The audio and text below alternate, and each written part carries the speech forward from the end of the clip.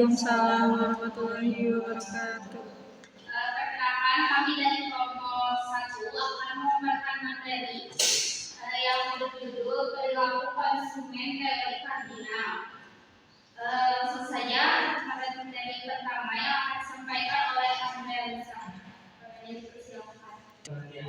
Perilaku konsumen adalah proses yang dilalui oleh seseorang atau organisasi dalam mencari, membeli, menggunakan, mengevaluasi dan membuat produk atau jasa setelah dikonsumsi. Untuk memenuhi kebutuhan perilaku konsumen akan dilihatkan dalam beberapa tahap, yaitu tahap sebelum pembelian, dan setelah pembelian. Pendekatan dalam perilaku konsumen. Yang pertama, pendekatan pembinaan menyatakan manfaat atau kepuasan yang diukur secara kuantitatif. Yang kedua, pendekatan pembinaan menyatakan manfaat atau kepuasan yang secara kualitatif atau tidak dapat diukur. Terima kasih. Terima kasih kepada pemateri pertama yaitu Andre. Selanjutnya pemateri kedua yang akan disampaikan oleh saya sendiri. Yang pertama ada faktor-faktor yang mengatur perilaku konsumen. Yang pertama ada kebudayaan. Contohnya, konsumen di Jawa Barat mungkin lebih menyukai makanan Sunda dibandingkan makanan dari daerah lain. Ini mencerminkan preferensi budaya lokal. Lalu yang kedua, sosial. Contohnya, tekanan dari teman atau keluarga dapat mempengaruhi pembelian suatu produk. Misalnya, jika teman-teman menyukai merek sepatu tertentu, seseorang mungkin terdorong untuk membeli merek yang sama. Lalu yang ketiga ada pribadi. Contohnya, usia, pekerjaan, gaya hidup, dan pribadi seseorang mempengaruhi pemilihan pembelian. Misalnya seorang mahasiswa mungkin lebih memilih produk yang terjangkau, sedangkan seorang eksekutif mungkin lebih memilih produk premium. Lalu yang terakhir poin keempat, psikologi.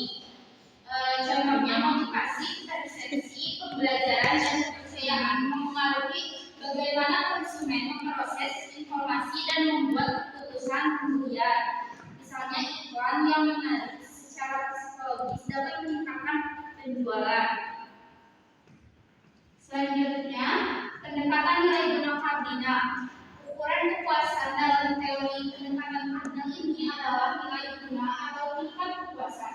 Ada dua jenis kepuasan yang ada pada pendekatan kardinal, yaitu yang pertama nilai utility. Ukuran ini merupakan jumlah kepuasan yang berasal dari total perolehan konsumen saat menggunakan jasa dan produk. Lalu yang kedua, marginal utility adalah tambahan kepuasan yang dirasakan konsumen dari konsumsi satu unit tambahan barang atau jasa. Selanjutnya, syarat pemaksimuman nilai guna atau utility.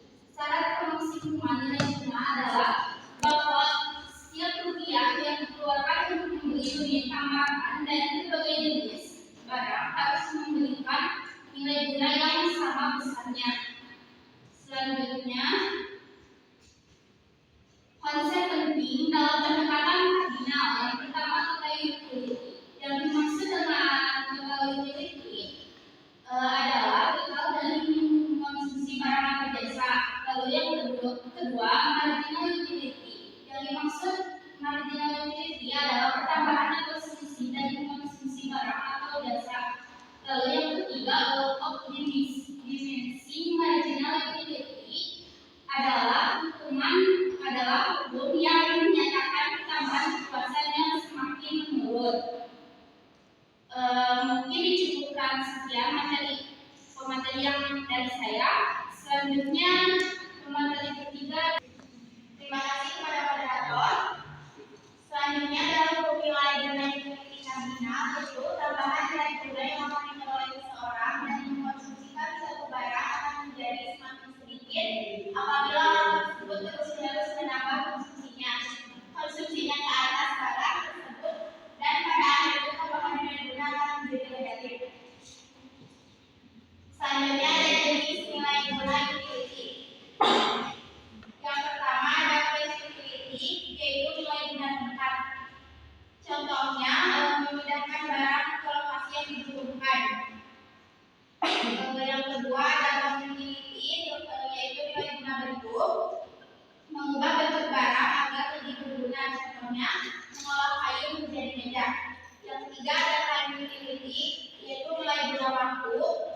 menyediakan barang pada waktu yang tepat, contohnya menjual es krim di siang hari yang panas. Yang keempat ada possessionability, yaitu nilai guna kepemilikan. Kemudian dalam memiliki barang, contoh sistem kredit memudahkan pembelian barang elektronik.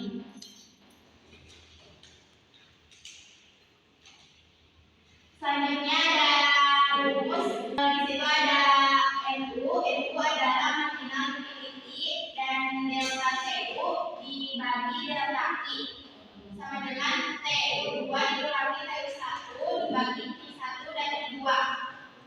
Jadi semakin banyak mengonsumsi barang atau jasa, jadi semakin menurun kepuasan konsumen. Sekian materi dari saya kembalikan ke moderator. Terima kasih kepada yang telah menyampaikan materinya. Selanjutnya materi terakhir yang akan disampaikan oleh Nabila Rahmawati. Kepadanya dipersilakan. Baik, terima kasih kepada moderator yang telah mempersilahkan saya untuk mengungkapkan materi ini. Di sini ada contoh studi kasus, yaitu tabel berikut menunjukkan konsumen sedang mengkonsumsi mie ayam. Cari tingkat kepuasan atau marginal konsumen apabila konsumen menambah porsinya. Ini adalah tabelnya, yaitu ada 3 kolom. Yang kolom pertama yaitu mie ayam atau porsi. Kolom kedua yaitu adalah TU, di mana TU itu total dari mengkonsumsi barang atau jasa. Dan kolom ketiga yaitu kolom MU atau marginal utility. MU adalah pertambahan atau selisih dari mengonsumsi barang atau jasa. Selanjutnya kita baris pertama yaitu porsinya 0. Ketika teman-teman mengonsumsi mie ayam, berarti tidak ada kepuasan yang didapat. Total memiliki maka 0 dan MU-nya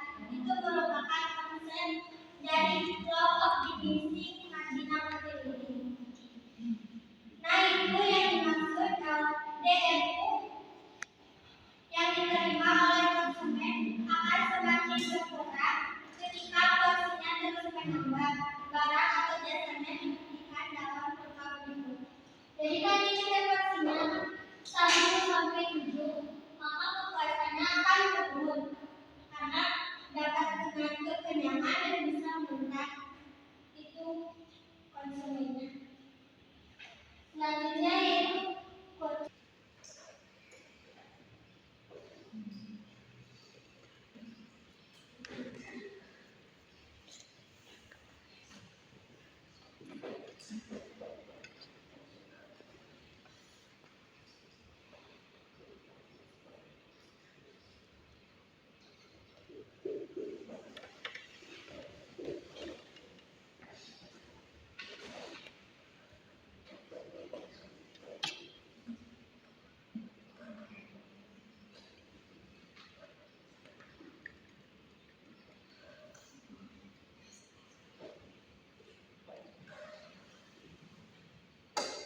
ini adalah porsi konsumen.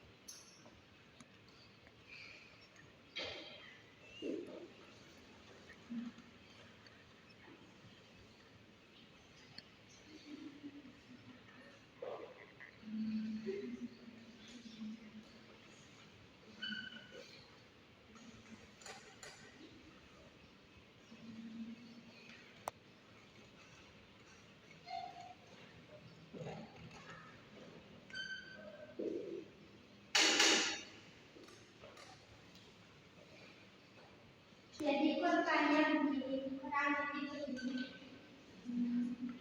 Jadi kepuasannya akan menurun karena ada buku Law of Diminishing Marginal Utility.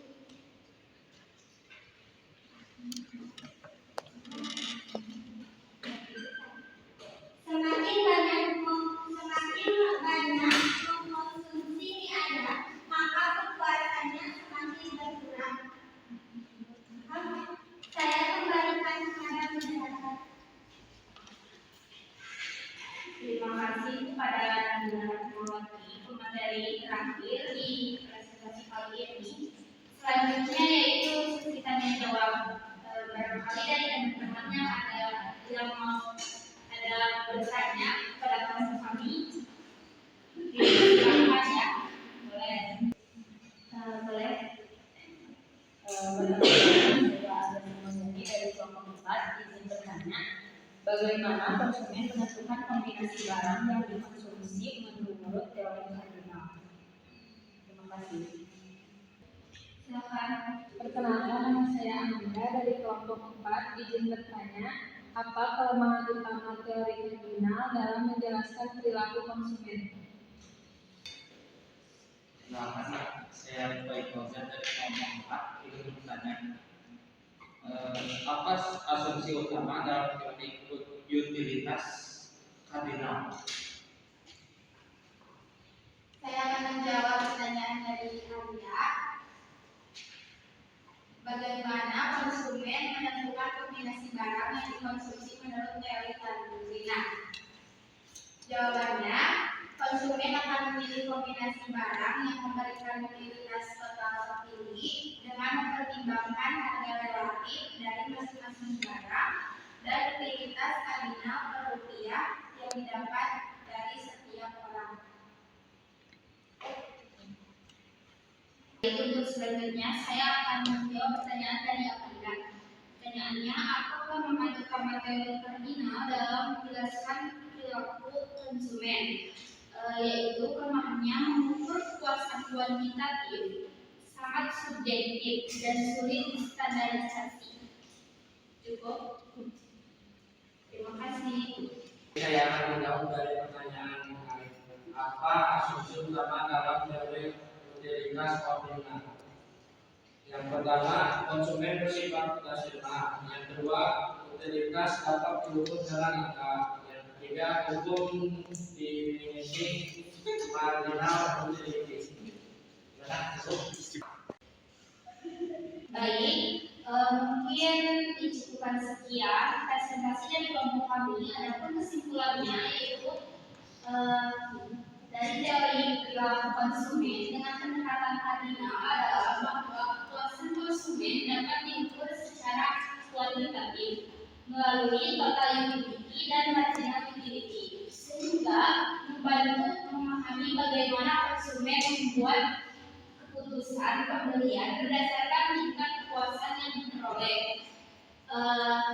Mungkin dicukupkan sekian dari kelompok kami. Mohon maaf apabila ada kesalahan atau salah kata. Terima kasih. Wassalamualaikum warahmatullahi wabarakatuh.